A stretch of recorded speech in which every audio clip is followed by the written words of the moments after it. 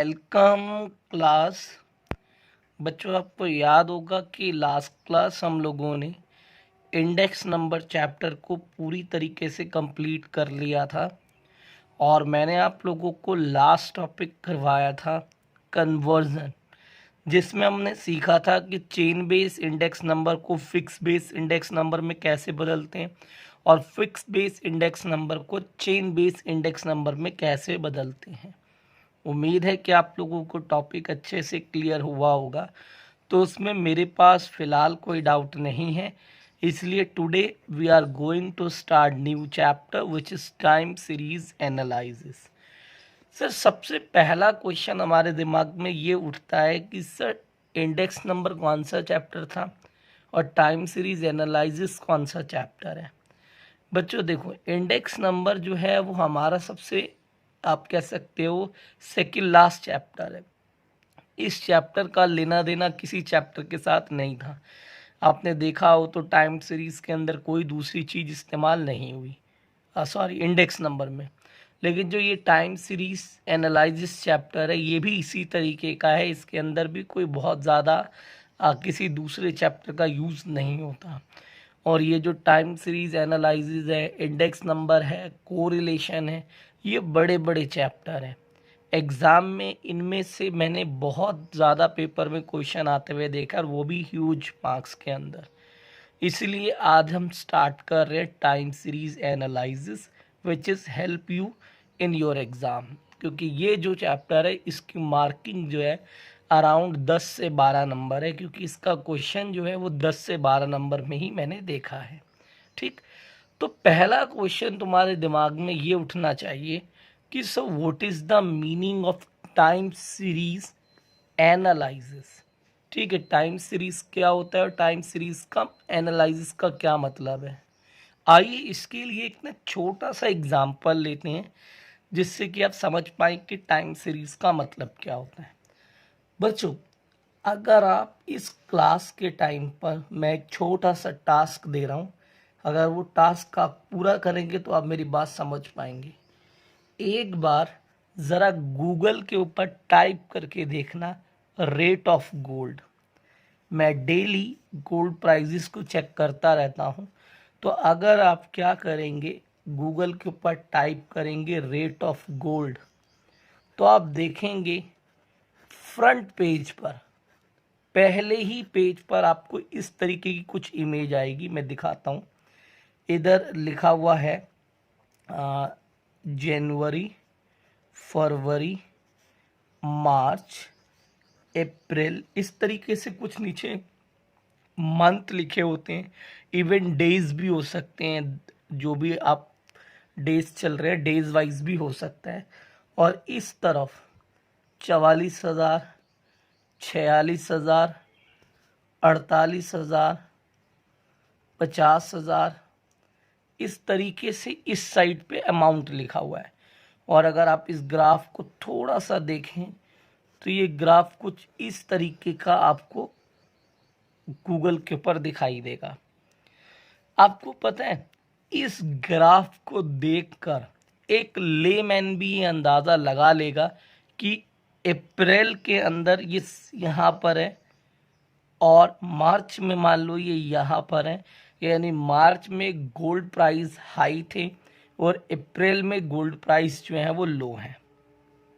यानी मैं कहना चाहता हूँ कि अगर आप इस ग्राफ को देखें तो इसमें गोल्ड के रेट को, ये गोल्ड का रेट है, इसे एडजस्ट किया गया है अकॉर्डिंग टू द टाइम। यानी गोल्ड के रेट को टाइम के अकॉर्डिंग शो किया गया है।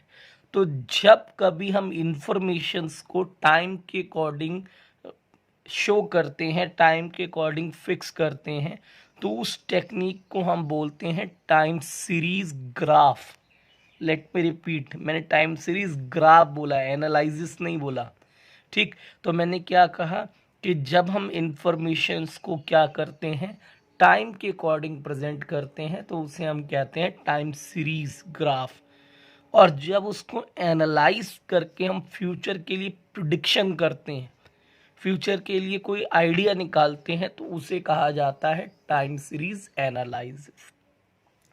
तो बहुत सारी ऐसी इंफॉर्मेशंस होती है जो टाइम के अकॉर्डिंग प्रेजेंट की जाती है, जैसे रेट ऑफ गोल्ड हो गया, रेट ऑफ सिल्वर हो गया, पॉपुलेशन ऑफ द कंट्री हो गई, ये भी टाइम के अकॉर्डिंग लिखी जाती है।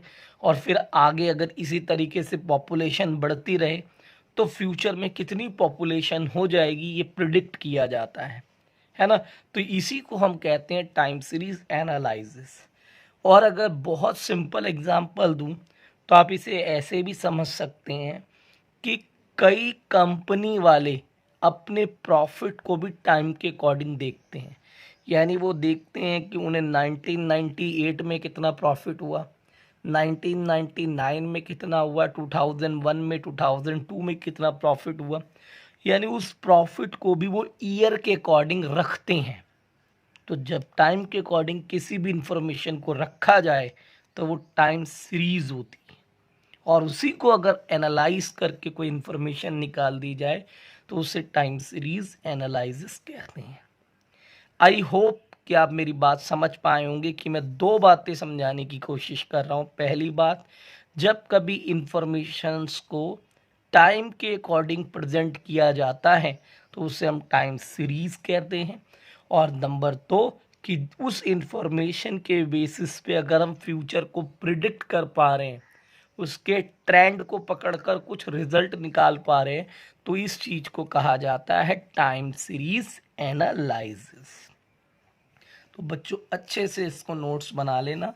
तो मैं यहाँ लिख के देता हूँ आपको कि what is the meaning of time series and what is the meaning of time series analysis.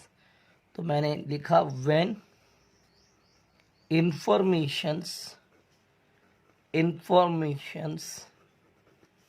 such as rate of gold, rate of silver, population, ये तो हो गया नेशनल लेवल के मुद्दे, ठीक है। लेकिन अगर आप कंपनी लेवल पे सोचे तो कंपनी लेवल पे भी बहुत सारे पॉइंट्स हैं।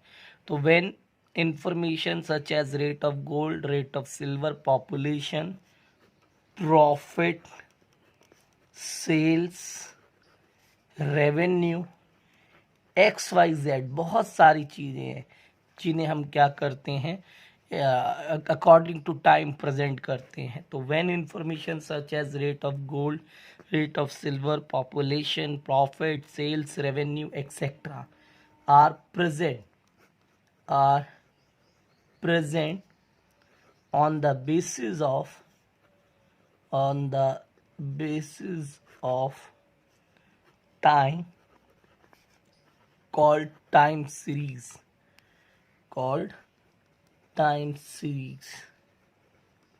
ठीक है।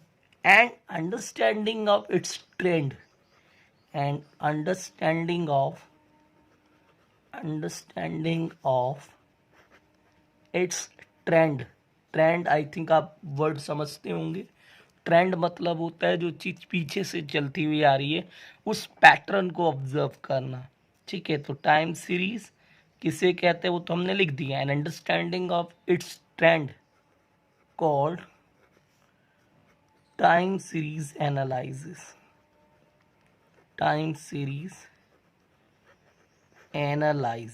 This is time series analysis.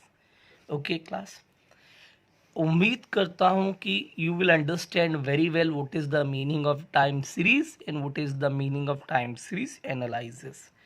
अब सवाल ये उठता है कि सर ये चीज़ पता कैसे लगाते हैं, how we analyse the series, हम सीरीज को एनालाइज कैसे करते हैं। तो मैं आपको बताऊं बच्चों, टाइम सीरीज को एनालाइज करने के, उसको एनालाइज करके रिजल्ट निकालने के वी हैव सम मेथड्स, हमारे पास कुछ मेथड हैं, ठीक है। जिसमें सबसे पहला मेथड है सेमी एवरेज मेथड। कुल हमारे पास 3 मेथड है बच्चों इसके अंदर। पहला मेथड है सेमी एवरेज मेथड, और ये सबसे अनपॉपुलर मेथड है क्योंकि इसका इस्तेमाल बहुत कम लोग करते हैं, but this is in our syllabus और इसके ऊपर एक दो क्वेश्चन प्रैक्टिस में हैं। दूसरा है हमारे पास मूविंग एवरेज मेथड।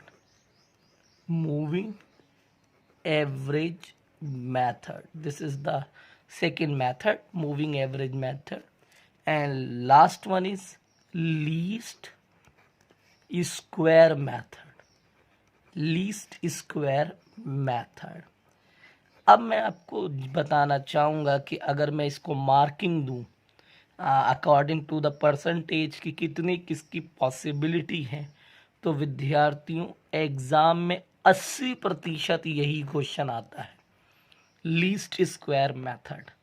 100 में से 80% पॉसिबिलिटी है, लीक है मान के चलिए, लीस्ट स्क्वायर मेथड बहुत बार आता है और आप कह सकते हैं कि इस साल भी इसी की संभावना बनी हुई है।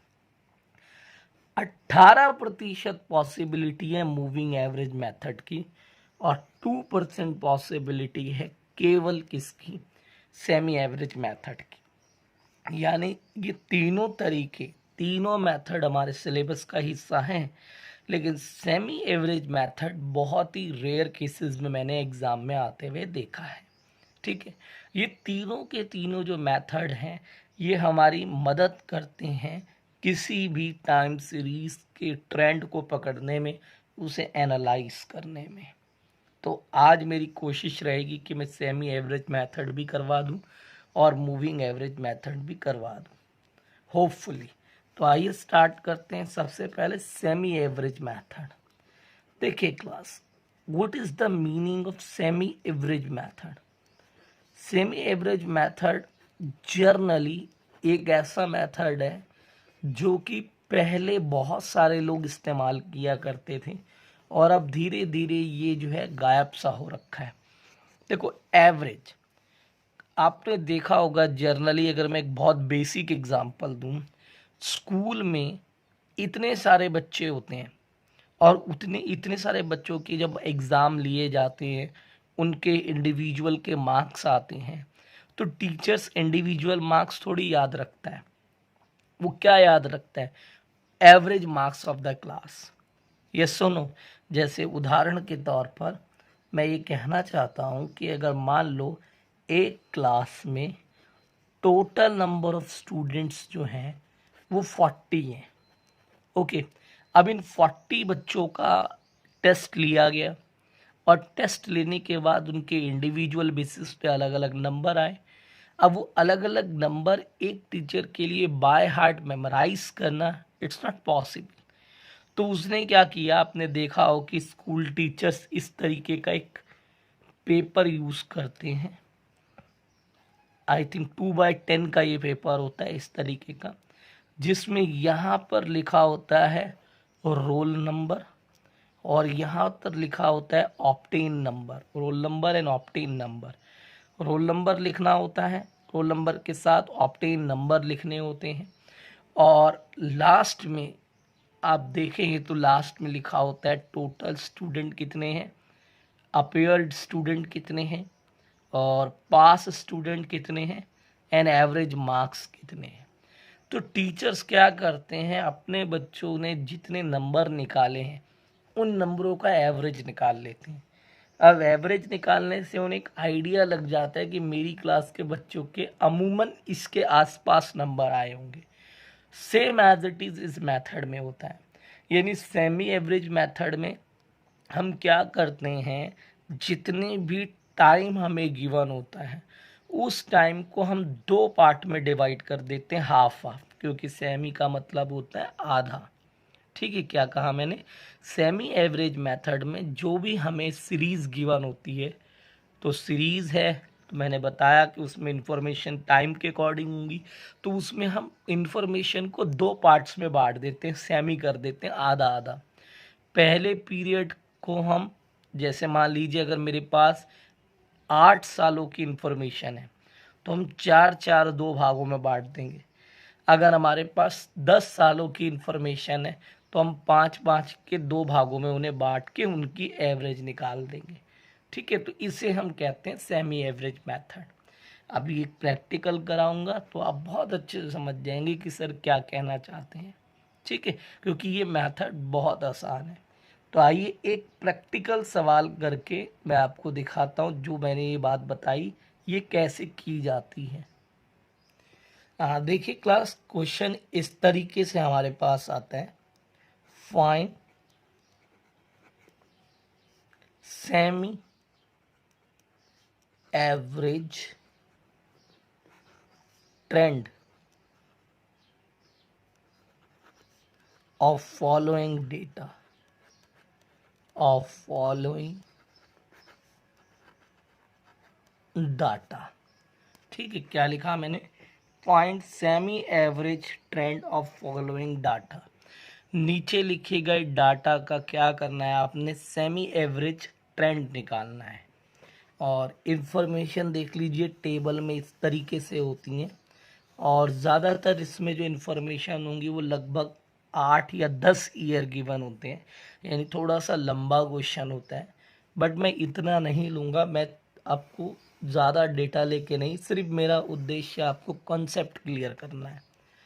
ठीक है, तो यहाँ पर मैंने ईयर लिखा 1998, 1999 और 2000, 2001, 2002 और 2003।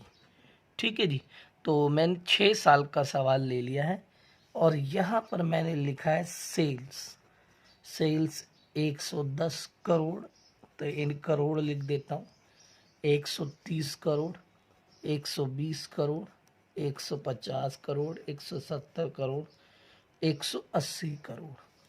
ये देख लीजिए, इस तरीके से आप लोगों को टाइम सीरीज गिवन होगी। मैंने तो डेफिनेशन में ये बात समझा दी आपको कि टाइम सीरीज का मतलब होता है इंफॉर्मेशंस को टाइम के अकॉर्डिंग प्रेजेंट करना। अब इसको हमें क्या करना है, सेमी एवरेज मेथड से इसका ट्रेंड निकालना है। तो हमें करना कुछ नहीं है, यहाँ एक कॉलम बनाना है। सबसे पहले सेमी एवरेज टोटल, पहले कॉलम कौन सा बनेगा, सेमी एवरेज टोटल। ठीक है, इसमें कुछ बातें बहुत ध्यान देने वाली हैं, बस उसको समझना। तो पहले ये देख लो ईयर कितने हैं, 1 2 3 4 5 6 ईयर है। तो 6 का आधा कितना हुआ सर, 3। तो 3 3 का हम इसमें गेम करेंगे। तो इसलिए पहले 3 का सेमी टोटल, फिर अगले 3 का सेमी टोटल।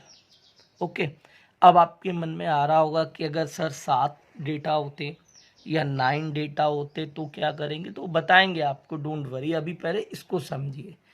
तो पहले ये 3 साल का हमने टोटल किया, तो ये हो गया 0। तो लिखते कहाँ पर है, ये इसमें मेन है, क्योंकि अभी तो आप सेमी एवरेज मेथड पढ़ रहे हो, इसके बाद मैं भी बताऊंगा मूविंग एवरेज। तो इसका लिखने का बड़ा मेन हिसाब होता है, अगर लिखने में गड़बड़ कर दी जाए तो नंबर कट जाती हैं। तो जब आप तीनों का टोटल करोगे तो लिखोगे कहाँ पर, लिखना सेंटर में है। जैसे मान लीजिए इन तीनों का सेंटर 130 है, तो 130 के सामने लिखोगे। ठीक है, और कई बार ऐसा होता है कि सेंटर में 2 2 आ रहे होते हैं। ठीक है, अभी दिखाऊंगा मैं आपको, सेंटर में 2 2 आ रहे होते हैं, तो उस केस में हम बीच में लिखते हैं इन दोनों के, ना तो 130 पे लिखेंगे ना तो 120 पे, दोनों के बीच में लिखेंगे। ठीक है, अभी दिखाता हूँ। तो पहले इसका टोटल करते हैं। इन तीनों का सेंटर 130 है, तो मैं यहाँ पर लिख रहा हूँ 0। 1 और 3 4, 4 और 2 6, 1 2 3 360। अब इधर करेंगे तो ये हो गया 0। 8 और 7 15, 15 और 5 20 का 0 हाथ से लगा 2 और ये 500। ठीक है, ये हो गया सेमी एवरेज टोटल। देख लीजिए कहाँ लिखा गया, सेंटर, सेंटर में। अब इसके बाद हमारा अगला कॉलम होता है सेमी एवरेज। पहले हमने सेमी एवरेज टोटल निकाला, अब सेमी एवरेज। अच्छा, बेटर रहेगा यहाँ सेमी टोटल लिखो, सेमी एवरेज वर्ड हटा दो। ठीक है, और यहाँ लिखो सेमी एवरेज। आप सेमी एवरेज कैसे निकालेंगे, तो तुमने कितने कितने ईयर टोटल किए सर, 3 3 साल, तब इन्हें 3 से डिवाइड कर दो। तो 3 एकम 3, 3 दूनी 6, 3 एकम 3, 3 छः 18, तो 166.67। तो ये जो टेक्निक है इसे क्या कहा जाता है, सेमी एवरेज ट्रेंड। ठीक है जी, आई होप कि ये आपको सेमी एवरेज मेथड अच्छे से क्लियर हुआ होगा। अब इसी तरीके से बच्चों अगर मान लो सवाल ये आ जाए तो हेडिंग वही है कि सेमी एवरेज ट्रेंड निकालना है, लेकिन कुछ दिखाना चाहता हूँ जिससे कि आपको हर वैरायटी क्लियर हो जाए। और यहाँ पर लिखा हुआ है ईयर, ईयर में दे रखा है 1998, 1999, 2000, 2001, 2002, 2003, 2004, 2005, 2006, ये देख लीजिए। तो यहाँ पर बच्चों ये ईयर हमें ये दे रखे हैं और साथ में हमें दे रखी है प्रॉफिट के बारे में इंफॉर्मेशन।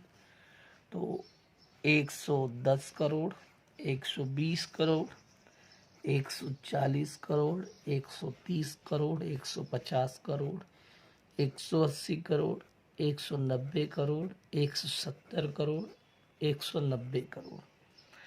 तो इंफॉर्मेशंस टाइम के अकॉर्डिंग प्रेजेंट की गई है, तो ये टाइम सीरीज है। अब हमें पहला कॉलम बनाना है सेमी टोटल, सेमी टोटल। ठीक है, सेमी टोटल करेंगे, लेकिन पहले ईयर गिनो कितने हैं। 1 2 3 4 5 6 7 8 9 ईयर है, और 9 में अगर हम आधा करें तो वो तो 4.5 ईयर होता है। अब 4.5 करना तो पॉसिबल ही नहीं है, तो क्या करें सर। तो बच्चों जब इस तरीके की मूवमेंट आती है कि जब हमारे ऑड नंबर ऑफ ईयर्स होते हैं, तो हम क्या करते हैं, जैसे अब ये 9 ईयर है, तो 9 ईयर होने के केसेस में हम इसमें से एक सब्ट्रैक्ट कर देंगे, बचे कितने 8, और 4 ईयर बांट लेंगे, यानी जो सेंटर में ईयर आ रहा है उसे छोड़ देंगे। ऐसे देखो 1 2 3 4, इन 4 का पहले टोटल करेंगे। ठीक है, और उसके बाद ये बीच वाला सेंटर ईयर को ऐसे छोड़ देंगे और लास्ट 4 ईयर का टोटल कर लेंगे। इसे हम कहते हैं सेमी एवरेज मेथड। ठीक है, ध्यान रखिएगा अगर आपके पास ऑड नंबर ऑफ ईयर्स हो तो जो सेंटर में ऑड एक एलिमेंट होगा उसे हटा दीजिए, तो आपके जो टोटल ईयर्स होंगे वो क्या हो जाएंगे, इवन। फिर इवन होने के बाद उन पे आप मेथड अप्लाई कर सकते हैं। Okay class. अब लेकिन यहाँ फोकस ये करना है कि लिखना कहाँ पर है। देखिए अब इन 4 साल का हम टोटल तो कर लेंगे, लेकिन इनका सेंटर कहाँ पर है। तो आप देखें सेंटर कोई भी डेटा नहीं है। सेंटर कैसे निकालते हैं, एक डाटा ऊपर से छोड़ा, एक नीचे से छोड़ा। तो अगर हम ऐसे करें तो सेंटर में 120 140 बच रहा है, तो इसके बीचों बीच में लिखा जाएगा आपको। ठीक है, तो ये देखिए 0 0 0, ये मैंने बीचों बीच में लिखना है। और ये हो गया 3 और 4 7, 7 और 3 10 का 0, हासिल लगा 1 1 2 3 4 5, तो ये मेरा 500 आ गया। ठीक है, अब इसी के बाद इसका टोटल करेंगे तो बिल्कुल सेंटर में यहाँ पर लिखेंगे 0, 8 और 9 को जोड़ेंगे 17, 17 और 7 24, 24 और 9 को जोड़ेंगे तो ये हो गया हमारे पास 33, 33 का 3, हासिल लगा 3 3 और ये 4 7 के 730। ठीक है, तो ये हो गया सेमी टोटल। सेमी टोटल करने के बाद बच्चों अगला कॉलम हमें बनाना है सेमी एवरेज का। कौन सा कॉलम बनाना है, सेमी एवरेज का। और एवरेज कैसे निकाली जाएगी, तो ध्यान रखना एवरेज निकालने के लिए जितने ईयर का तुमने टोटल किया है उससे डिवाइड किया जाएगा। तो इधर टोटल 4 साल का था ना, तो 4 से डिवाइड करेंगे और बिल्कुल सीध में लिखेंगे 4 एकम 4, 4 दूनी 8, 4 पंजे 20, 125 आ रहा है। इसको भी वही करेंगे तो 4 एकम 4, बचे कितने 3, 4 अट्ठे 32, बचे कितना 1, 4 दूनी 8 और 4 पंजे 20, 182.5। तो this is semi average method. I hope कि आप लोगों को सेमी एवरेज मेथड बहुत अच्छे से क्लियर हो गया होगा बच्चों। मैंने 2 वैरायटी थी, दोनों वैरायटी दिखा दी कि इवन नंबर ऑफ केसेस में कैसे करते हैं और ऑड नंबर ऑफ केसेस में कैसे करते हैं। अच्छा, एक क्वेश्चन और तुम्हारे दिमाग में आ सकता है कि सर इतना ही करना है या इसके आगे भी कुछ करना है? नहीं बच्चों, इसके आगे कुछ नहीं करना, ये हमारा कंप्लीट हो जाता है। इसमें हमें बस ये देखना है कि हमारा सेमी एवरेज जो आ रहा है वो उसका ट्रेंड कितना है, वो आगे जाके बढ़ रहा है या घट रहा है। तो ये देखिए, ये साफ दिखाई दे रहा है कि ये बढ़ रहा है, लेकिन हमें ये भी नहीं लिखना कि वो बढ़ रहा है या घट रहा है, हमें सिर्फ कैलकुलेट करना है। ठीक है बच्चों, अब हमारा ये पहला मेथड तो यहाँ पर समाप्त हो गया है। अब दूसरा मेथड कौन सा है? तो बेटा दूसरा मेथड है मेरे पास मूविंग एवरेज मेथड। अब अगर आप होशियार हैं तो नाम से ही क्लियर हो रहा है, मूविंग, यानी जैसे सेमी एवरेज था, यह मूविंग एवरेज मेथड है। मूविंग का मतलब है कि इसमें मूव करना होता है। अभी समझ जाओगे मूव करने का क्या मतलब है। इसमें हमारे पास क्वेश्चन पहले ही ये बता देगा कि आपको एवरेज कितने ईयर्स को मूव करते हुए निकालनी है। तो जैसे सवाल आ जाता है 3 ईयर मूविंग, 3 साल की मूविंग करते हुए क्वेश्चन निकालो। 5 ईयर मूविंग आ जाता है। यह सवाल आ जाता है बच्चों 4 ईयर मूविंग, यानी 3 साल को मूव करते हुए एवरेज निकालो। 5 साल को मूव करते हुए एवरेज निकालो। 4 साल को मूव करते हुए एवरेज निकालो। अब ये मूव का क्या मतलब होता है ये पहले मैं समझा दूँ। जैसे मान लो सवाल ने बोला 3 ईयर मूविंग करो, तो हम क्या करेंगे, ये देखिए 1 2 3, पहले इन 3 की एवरेज निकाल देंगे, फिर मूव करेंगे। देखिए मूव का मतलब समझना, मेरे हाथ पे अगर आप फोकस करें तो मूव का मतलब ये कि पहले डेटा को आप छोड़ेंगे और ये नीचे 3 पे आ जाएंगे, अगले 3 पे, फिर अगले 3 पे जाने के लिए 1999 को छोड़ेंगे, ये देखिए अगले 3 पे, फिर इसको छोड़ेंगे अगले 3 पे, फिर इसको छोड़ेंगे अगले 3 पे। इसे हम कहते हैं मूविंग एवरेज। यानी इसमें धीरे धीरे धीरे धीरे हमें आगे मूव करना होता है और ऊपर से एक एक ईयर को छोड़ते चले जाते हैं हम लोग। ओके, तो कितने ईयर मूव करना है, it is depend on a question. वो 3 ईयर मूविंग भी कहता है, 5 ईयर मूविंग भी कहता है, 5 और 4 ईयर भी कहता है। तीनों ही एग्ज़ाम में आ सकते हैं, 3 ईयर वाला भी, 5 ईयर वाला भी और 4 ईयर वाला भी। लेकिन जो 4 ईयर मूविंग होता है, इवन वाला, जो इवन के सवाल होते हैं ये थोड़े से डिफ़िकल्ट होते हैं, क्योंकि इनमें ना काम बहुत ज़्यादा होता है। तो आज मैं 3 ईयर मूविंग और 5 ईयर मूविंग आप लोगों को पूरा करवा देता हूँ, क्योंकि क्लास अगर मैंने आज ये करवाया तो क्लास बहुत लेंदी हो जाएगी और आप भी नहीं देख पाएंगे और मैं अपलोड भी नहीं कर पाऊँगा। तो आइए 3 ईयर मूविंग एवरेज पहले एक बार अप्लाई करते हैं। मान लो क्लास सवाल आ गया मेरे पास, इस तरीके से आता है, find 3 year moving average trend. ठीक है, क्या बोला क्वेश्चन ने, find 3 year moving average trend, 3 year का मूविंग एवरेज ट्रेंड निकालो। और ये देखिए इस तरीके से हमें सवाल दिया हुआ है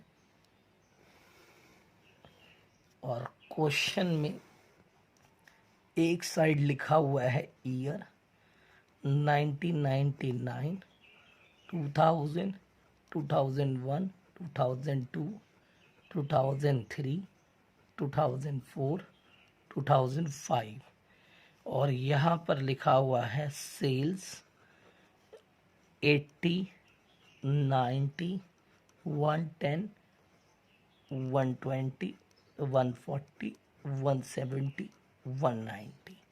ओके, अब ये देख लीजिए, हमें इंफॉर्मेशन में कुछ भी गिवन हो, हमें उससे क्या लेना देना, हमें तो अपना मेथड निकालना है।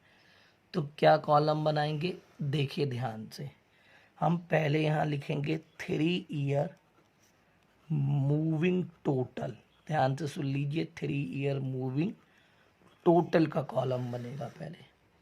ठीक है, जैसे अभी हम निकाल रहे थे ना सेमी टोटल, वैसे 3 ईयर मूविंग टोटल। अभी फोकस करना मेरे हाथ पे, अगर समझना है तो ये देखें 3 साल है तो ऐसे 3 पे हाथ रख लिया मैंने।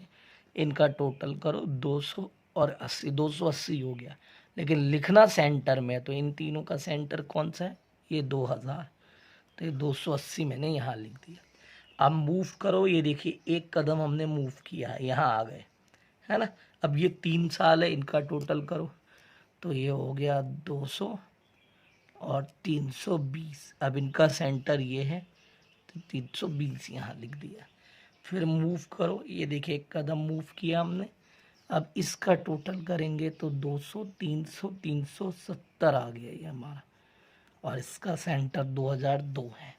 फिर मूव किया हमने एक कदम, और मूव करने पे अब ये 3 आ रहे हैं, इनको जोड़ेंगे तो 0, 11 और 13 का 3 हासिल लगा 1, तो 420।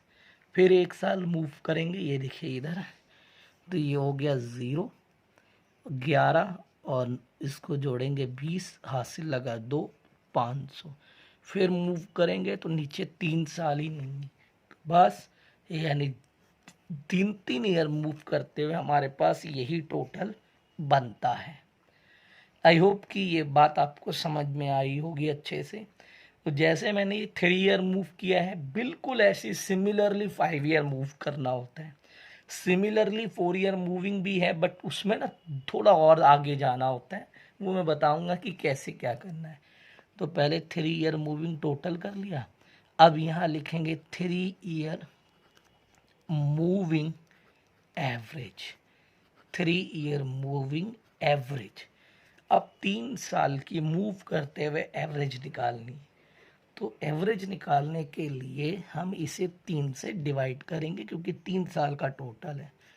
तो ये हो गया 3 दूनी 27, 3 तिया 9, 93.3, 3 एकम 3, 3 छिक 18.6, 3 एकम 3, 3 दूनी 6, 3 तिया 9 और 3 तिया 9, 3 एकम 3, 3 चौक 12, 3 तिया 9, 3 तिया 9, और ये 166.67। तो ये देख लीजिए class, it is called 3 year moving time series analysis trend. I hope कि आपको ये क्वेश्चन बहुत अच्छे से क्लियर हुआ होगा। सर क्या 3 ईयर के अलावा कोई और बोल सकता है? बेटा ये जो मैं बता रहा हूँ ना, 3 ईयर, 4 ईयर और 5 ईयर, यही फेमस ट्रेंड है और यही ही आते हैं। इसके अलावा आप कहो कि 7 ईयर आ जाएगा, 9 ईयर आ जाएगा, नहीं, ऐसा कभी देखा नहीं गया है। खाली ये 3 ही ईयर मूव करते हैं, और अगर आ भी जाए तो तरीका तो आपको पता ही है कि कैसे करना है। अब अगर मान लो क्वेश्चन कह दे कि 5 ईयर मूविंग करना है, find 5 year moving average trend. Okay, यानी अब क्वेश्चन आपसे कह रहा है कि 5 ईयर मूविंग एवरेज ट्रेंड निकालो।